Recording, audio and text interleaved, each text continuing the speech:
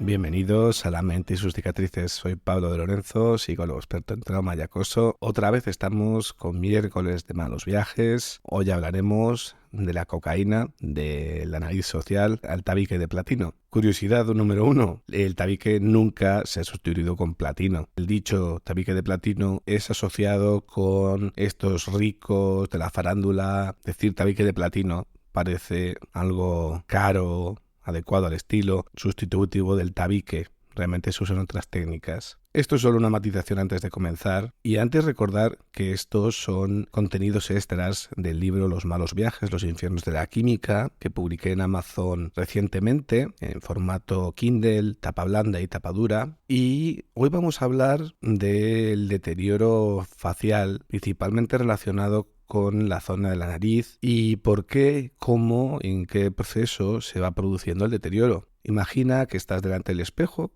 con tu cara de siempre, esa que ya conoces de memoria, y yo te digo, tu rostro es en realidad un informe clínico prácticamente resumido de tu sistema nervioso. No lleva sello ni firma, pero está ahí todos los días. Cuando pensamos en cocaína, nos solemos imaginar el subidón psicológico principalmente. Euforia, energía, sensación de control, de lucidez extrema. Pero mucho antes de que el consumo se convierta en un problema reconocido, mucho antes de que alguien piense la palabra adicción, la cocaína empieza a dejar pequeñas huellitas en la cara. No porque exista una cara cocainómana en sí, como un estereotipo fijo, sino porque va a alterar procesos muy básicos de nuestro organismo que se reflejan precisamente ahí, en la piel, en los ojos, en la musculatura facial y, por supuesto, en la nariz. Desde un punto de vista técnico, tu rostro, nuestro rostro, es un escaparate del sistema nervioso autónomo y del eje del estrés, lo que solemos llamar el eje hipotálamo-hipófisis-adrenal, el eje HPA. Cada vez que se somete a ciertos estímulos, como la cocaína, empujamos al cuerpo hacia un estado de hiperactivación, más adrenalina, más noradrenalina, más cortisol, más tensión muscular, cambios en el riego sanguíneo. Y esto no se va a quedar en lo abstracto, esto al final se acaba viendo. Cambian los patrones de vasoconstricción y vasodilatación, es decir, cuánto se abren o se cierran los vasos sanguíneos. Esto, en primer lugar, modifica el color de la piel, la forma en la que se marcan las ojeras, esa sensación de cara hinchada o al contrario, de cara apagada, macilenta, como si le hubieran bajado el brillo. Cambia el tono de la musculatura facial, las mandíbulas se notan más apretadas, expresión de alerta constante, hay microgestos rápidos y cambia algo vital, la arquitectura del sueño. Vamos a dormir peor, se duerme peor o se duerme más fragmentado y el sueño es uno de esos cosméticos biológicos más potentes que tenemos. Aquí no hablamos ni de castigos ni de karma. Hablamos de fisiología básica. No es una droga que te castiga, no es la droga que te está dando ese karma por consumirla. Es simplemente un cuerpo tratando de mantener un equilibrio y de una manera casi precaria, como puede, para intentar enfrentarse a un estímulo para el que no está diseñado a la que se suele consumir a nivel de frecuencia ni a la intensidad. Hoy vamos a hacernos una pregunta muy concreta. ¿Por qué la cocaína con el tiempo se acaba notando tanto en la cara y especialmente en la nariz? Y vamos a responderla desde dos ángulos que se cruzan todo el rato. Por un lado, ¿qué le pasa realmente a tu piel, a tu mucosa nasal, a tus músculos faciales? Y por otro, cómo esos cambios físicos se convierten en gestos, chistes, pañuelos, silencios bastante incómodos, hasta formar algo que podríamos llamar la nariz social. Porque, seamos sinceros, cuando pensamos en cocaína no pensamos en un ambulatorio ni en una rinoplastia reparadora. Lo que se nos va a colar primero en nuestra mente es ese imaginario idealizado. Reservados, copas caras, afters, gente que se lo puede permitir, entre comillas, hablamos de un tema caro, ya que durante muchos años culturalmente se ha vendido como la droga de los ganadores, principalmente en los 80-90, ejecutivos, artistas, personajes con mucha vida social, una sustancia bastante asociada al rendimiento, a la noche, al éxito. Nadie sube a Instagram una foto de su nariz sangrando a las 7 de la mañana en el baño, sube la copa perfecta, el neón bonito de fondo. La pose en el reservado, esa selección de imágenes construye una mitología de glamour alrededor de la sustancia, aunque no se enseñe claramente en Instagram. Y en medio de este decorado aparece un personaje muy interesante, la nariz social, como hemos comentado. No es una nariz anatómica, es una nariz performativa. Es una nariz que ya está llevando a cabo ciertos comportamientos. Es la nariz que se limpia todo el rato disimuladamente. La que sorbe cada poquito, aunque ya no hay casi nada que sorber. La que se enrojece en la zona de las aletas, en los alrededores. La que obliga a buscar pañuelos, servilletas, papel de baño, lo que sea. La nariz social entendemos que es el conjunto de gestos, tics y estrategias que aparecen para poder seguir encajando en el papel del yo controlo mientras que el cuerpo va mostrando otra cosita. Aquí entra en juego la psicología social. El grupo funciona como un campo de normalización. Si todo el mundo va al baño de 2 en 2 o de 3 en 3, si todo el mundo vuelve sorbiendo un poco, si se hacen los mismos chistes de siempre como voy al baño que tengo que regar las plantas, esos signos van a dejar de vivirse como señales de alarma y se convierten en marcadores de pertenencia. Es un entorno que te está dando casi una gratificación por pertenecer a esa pequeña tribu. Esto, si lo haces en un entorno de no consumo, se ve raro de narices. Y en este caso es casi como un código. Quien entiende el chiste sabe lo que hay. Quien no, se queda fuera, simplemente no lo entiende, porque no lo entiende o porque pasa. La nariz, que en un contexto neutro llamaría la atención, oye, ¿por qué moqueas tanto? ¿Estás constipado? Pasa a ser un accesorio más del rol social dentro de ese entorno supuestamente elitista. Desde dentro, esto se sostiene con varios mecanismos psicológicos. El primero es el de la disonancia cognitiva. Por un lado percibes que algo en tu cuerpo no va bien, irritación, sangrados, congestión rara. Por otro te dices, esto es solo una racha. Luego paro, a todos les pasa, no es para tanto. Esto reduce la incomodidad interna y minimizas la importancia de las señales físicas. El segundo es ese refuerzo social que hemos comentado. Si nadie alrededor parece alarmado, el cerebro lo lee como seguridad. Si fuese grave, alguien diría algo. Y el tercero es el sesgo de comparación. También es un poco chusco, pero funciona. Mientras hay alguien peor, más pasado, con la nariz más hecha polvo, es fácil pensar, yo aún no estoy tan mal. Ese todavía no actúa como amortiguador del miedo. Así es como nace la nariz social. En la intersección entre un cuerpo que empieza a quejarse y un grupo que convierte esas quejas en algo compartido, bromista, aparentemente inofensivo. En la discoteca, en el after, en una cena de empresa determinada, la vergüenza se va a diluir entre los consumidores. Como muchos están igual, esto se camufla. Donde realmente duele es cuando sacas esa misma nariz del contexto. En una reunión de trabajo por la mañana, ese goteo constante y el pañuelito eterno ya no son un chiste. Son un elemento que rompe la imagen de control. Como hemos dicho, en una comida familiar, un sangrado sin motivo no se vive como algo normal. Alguien te mira raro, alguien te dice, tienes la nariz fatal, deberías mirártelo. En pareja, la excusa de los constipados eternos deja de sonar creíble.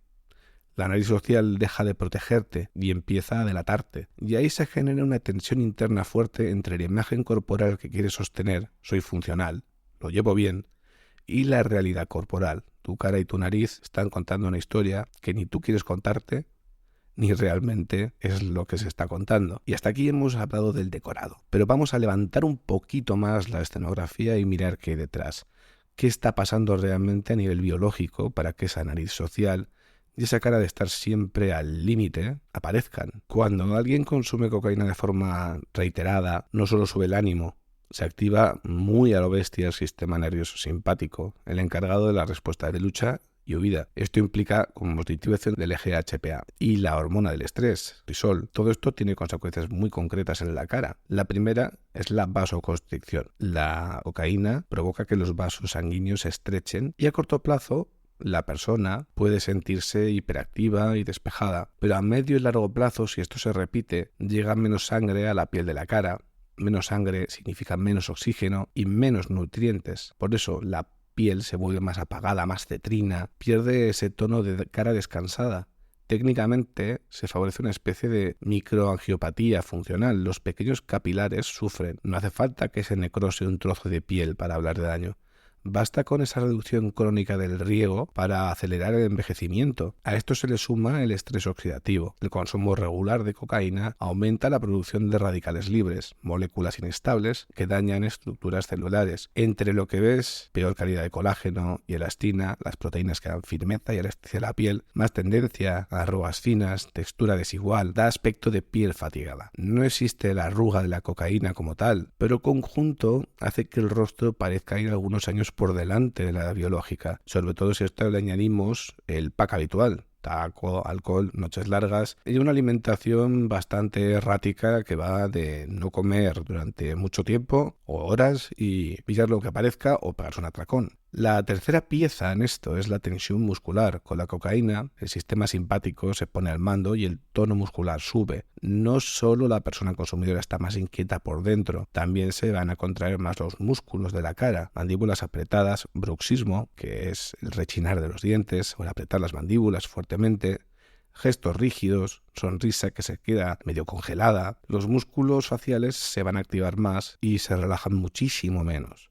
Desde fuera se puede percibir como una cara de hiperalerta, ojos muy abiertos, parpadeo, a veces más frecuente, otras veces ausencia de él, cejas que suben y bajan con rapidez. Es el cuerpo en modo por si acaso, aunque no haya ningún peligro real delante. Como hemos dicho, es el estado de lucha-huida activado casi permanentemente si la persona consume constantemente.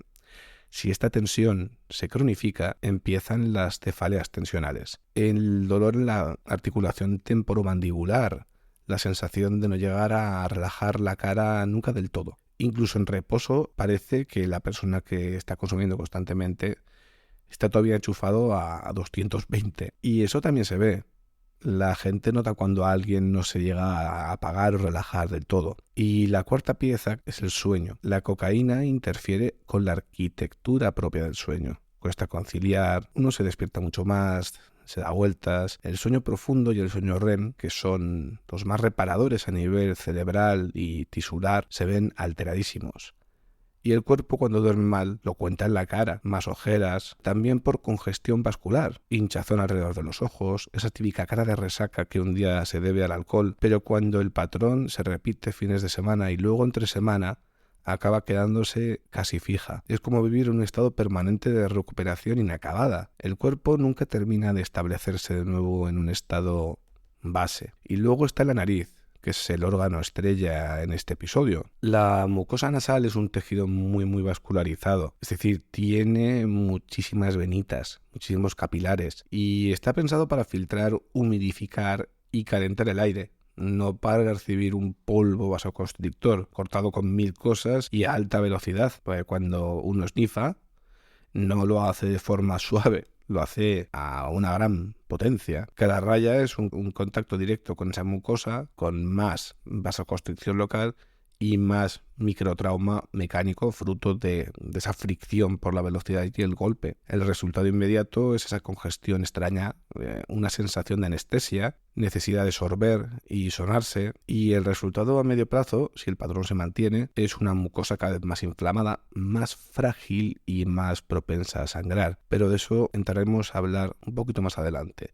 Si juntas todo, vasoconstricción crónica, estrés oxidativo, tensión muscular, sueño roto y agresión repetida a la mucosa nasal, el resultado no es una caricatura foto antes y después de una campaña sensacionalista. Es algo mucho más útil, mucho más cotidiano, pero muy reconocible. Una cara que envejece y se deteriora mucho más deprisa de lo que le correspondería. Y una nariz que pasa de ser un órgano silencioso a convertirse en un foco constante de problemas, molestias y preocupaciones, al fin y al cabo. La misma sustancia que al principio parecía darte brillo, seguridad y presencia social, por debajo está apagando la piel, tensando los músculos, rompiendo el descanso y poniendo a trabajar la nariz en una guerra para la que no estaba preparada de base. Y el cuerpo, que no tiene Instagram ni discurso, lo único que puede hacer es eso, mostrarlo. A partir de aquí, el siguiente paso es entrar más al fondo en esa nariz. ¿Qué pasa cuando el pañuelo deja de ser un accesorio puntual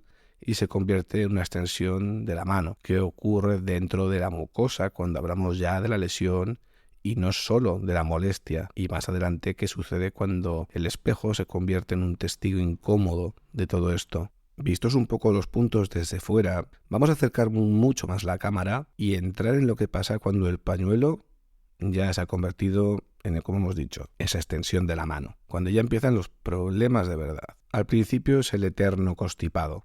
Un poco de moqueo, congestión, nada especialmente dramático, pero cuando la relación con la sustancia se mantiene en el tiempo, cuando ya no es un consumo puntual y el patrón cambia, la nariz empieza a ser un frente de batalla. La mucosa se irrita y se inflama, como uno puede imaginarse, lógicamente. Va a producir más moco para defenderse, para intentar hidratar un tejido que estás forzando una y otra vez. Desde fuera lo que tú notas es que estás moqueando más y ahí entra el bucle. Moqueas, te suenas. Rompes capilares frágiles, que son esas venitas que están pensadas para calentar el aire que entra, sangras un poco y se forman pequeñas costras. Las costras tiran y molestas, vuelves a sonarte o a ahogarte y se va generando más daño. Es un círculo vicioso bastante perfecto dentro de lo dramático y duro que es. Al principio, las costras pueden parecer una anécdota, lo típico. Me sangra un poco cuando me sueno fuerte, pero cuando empiezan a ser casi diarias, cuando te levantas por la mañana con una sensación de nariz seca, dolorida, con restos de sangre seca en el pañuelo, la cosa ya no es tan anecdótica.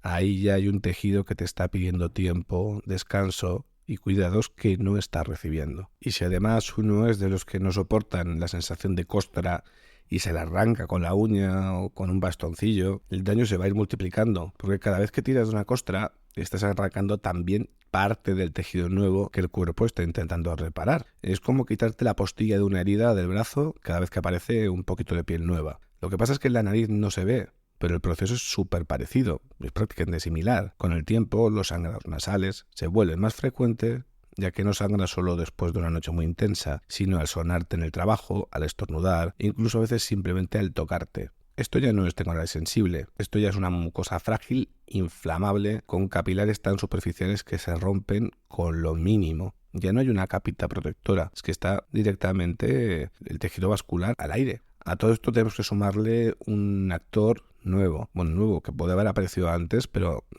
aparece muy intensamente ahora. Las infecciones. Y aquí vemos que una mucosa dañada es una barrera mucho más permeable a esto. La combinación de inflamación crónica, moco retenido, pequeñas heridas y defensas locales sobrecargadas abre la puerta a sinusitis que van y vienen. Y esto da unos síntomas.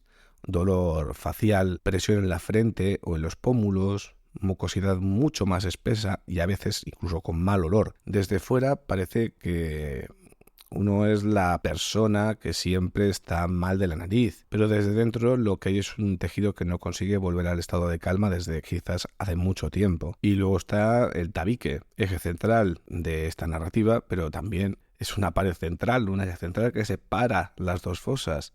No es una pieza maciza, indestructible, está generalmente hecho por cartílago, que dependen mucho de que los tejidos de alrededor estén sanos. Cuando encadena uno irritación, sangrados, pequeñas infecciones, consumo encima de una mucosa que ya está tocada, este también acaba pagando bastante precio. En algunos casos este precio se concreta en una perforación septal, un agujero en el tabique, que no sucede en todo el mundo, pero es una posibilidad muy real cuando el consumo es intenso y prolongado. Como pudimos ver en uno de los primeros episodios, según Carlos Caso, podríamos estimar entre 2 años de consumo de 2 gramos diarios, por ejemplo. Y antes de llegar a algo tan evidente, pueden aparecer señales más discretas, cambios en la forma de la nariz, pequeñas desviaciones que antes no estaban, sensación de que por una fosa entra mucho más aire que por la otra, o incluso pequeños silbidos al respirar. Cosas fáciles de minimizar con frases tipo, siempre he tenido el tabique desviado, pero que en este contexto cuentan otra historia. En este momento deja de ser la nariz pues solo una cuestión estética y se convierte en un problema ya funcional, ya afecta el nivel de vida. Respiras peor, de noche cuesta mucho más mantener la boca cerrada, se ronca más, el sueño se fragmenta todavía más, de día la voz empieza a cambiar, empieza a sonar mucho más nasal, como si estuvieras constipado constantemente. La cavidad nasal también es una caja de resonancia natural. Cuando está inflamada, obstruida o dañada, el timbre se altera, pero en este caso ya se mantiene permanente. Y pasamos que de repente la sustancia que un día parecía dar presencia a la persona, seguridad, cierto aura de control, está modificando algo tan básico como la manera en la que suena su propia voz cuando se presenta al mundo. Es una paradoja, no es karma, pero es paradójico. No es solo que haya ojeras, es que la persona ya suena distinta, respira distinta. Y eso también lo perciben los demás, aunque nadie lo diga. Quizás por pudor, quizás por respeto, pero se nota. Todo esto ocurre además sobre un cuerpo que ya viene con la reserva encendida. El eje HPA del estrés está sobrecargado, el sueño está reventado, la inflamación de grado bajo está presente, el sistema inmune ya está cansado. Desde fuera la imagen global es la de alguien cada vez más envejecido, más irritable, más errático. Desde dentro muchas veces lo que se siente es una mezcla de agotamiento y desconcierto. Pues uno puede pensar, no entiendo por qué estoy siempre reventado, no sé por qué tengo esta cara si se supone que lo controlo. Y es justo ahí donde suele aparecer un momento muy particular, el momento espejo. Hasta ahora gran parte de las señales eran internas, molestias, sangrados, cansancio, dificultad para dormir. Y esto, depende un poco de la persona, se puede negar con cierto talento cognitivo, con cierta automentira. Pero llega un punto en el que eso ya no es suficiente. Uno puede intentar decirse que es alergia, que es el aire acondicionado, que se está pasando una mala racha. Te lo puedes contar a ti mismo. Y si el entorno no acompaña, porque no quieren verlo, porque no se imaginan que puedas estar adicto a la cocaína, pues puede colar un tiempo. Pero es que el día en el que uno se ve desde fuera, algo se mueve. Ese verse desde fuera puede llegar de muchas formas. Una pequeña foto de grupo en la que de pronto te ves más mayor que el resto. Un vídeo de una noche de fiesta en el que no puedes dejar de mirar cómo te tocas la nariz todo el rato, que tienes la cara tensa, la mirada demasiado acelerada. Una grabación de una charla, una reunión, una clase donde se aprecia claramente la voz nasal, las ojeras, el resto inquieto o simplemente la cámara frontal del móvil. Ese plano traicionero que te devuelve una cara más hinchada, más apagada, más extranjera, más distanciada de ti de lo que esperabas. Me hace mucha gracia como en Argentina a alguien que está colocado de cocaína le llaman estar duro. Pues obviamente al final esa rigidez se acaba notando. Pues en ese instante puede aparecer, suele incluso, una frase silenciosa. ¿De verdad estoy así? Aparece una pequeña crisis de identidad. Por un lado está la autoimagen que uno se ha ido construyendo. Yo lo llevo bien, no consumo tanto, a mí no se me nota tanto. Por otro lado, la imagen cruda que te devuelve la pantalla. Piel apagada, nariz irritada, ojos hundidos, mandíbula tensa. Esa forma de moverte que no encaja con la idea que tenías de ti mismo. La autoimagen se sostiene en muchos trucos.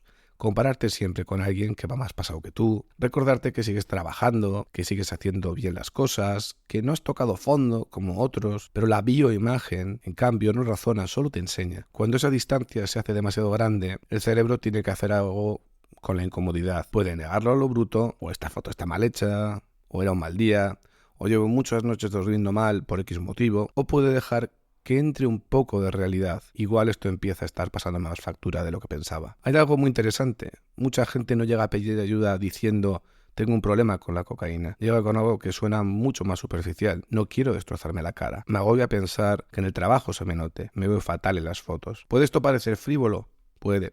Pero la realidad es que es una puerta muy valiosa para afrontar una adicción. La estética puede ser el último territorio donde la persona siente que aún puede trazar una línea. Hasta aquí. Desde la psicología, este es un punto buenísimo para trabajar si se aborda sin humillar, obviamente, y con humanidad. En vez de responder con un eso es lo de menos, lo importante es la adicción, tiene más sentido decir, vale, hablemos de esto.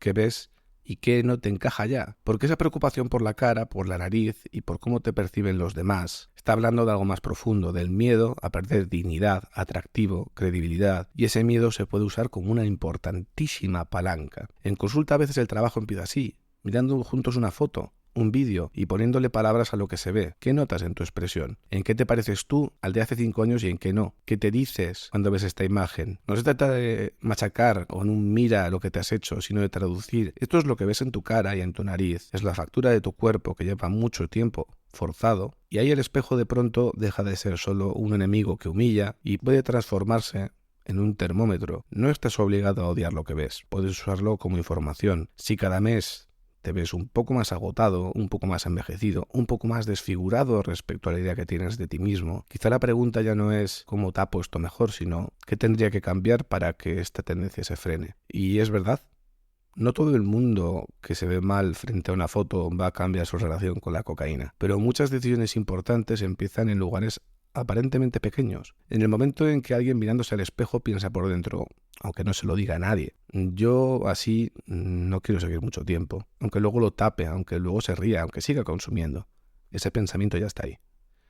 Y si este episodio sirve para algo, quizás sea para darle un poco más de dignidad a ese momento, para que si alguien que consume se reconoce en lo que estamos describiendo, en lo que estoy hablando, que no lo escuche solo como qué desastre soy, sino como una señal de que hay una parte suya que todavía está a tiempo de frenar. Y para que quien convive con alguien que está en una situación entienda que no es solo falta de voluntad o ganas de fastidiar, hay un cuerpo gritando desde la nariz, desde la cara, desde el sueño, desde la impulsividad. Al final, nuestra cara, nuestra voz y nuestra nariz no son el problema, son un altavoz, un reflejo, son el último sitio muchas veces donde el cuerpo puede decirnos así no. A partir de ahí, lo que uno haga con ese mensaje es otra historia, pero la señal, por incómoda que sea, ya está puesta. Y tal vez, solo tal vez, merezca algo más que taparlo con un filtro de Instagram o hacer un chiste sobre alergias. Y hasta aquí llega este episodio de hoy. Recordaros que podéis hojear el libro que he comentado al principio por curiosidad o por echarle un ojillo. También que tenéis el correo electrónico lamentesysuscicatrices@gmail.com para cualquier duda o curiosidad. Muchas gracias por estar ahí, por escucharnos y nos vemos en el próximo episodio.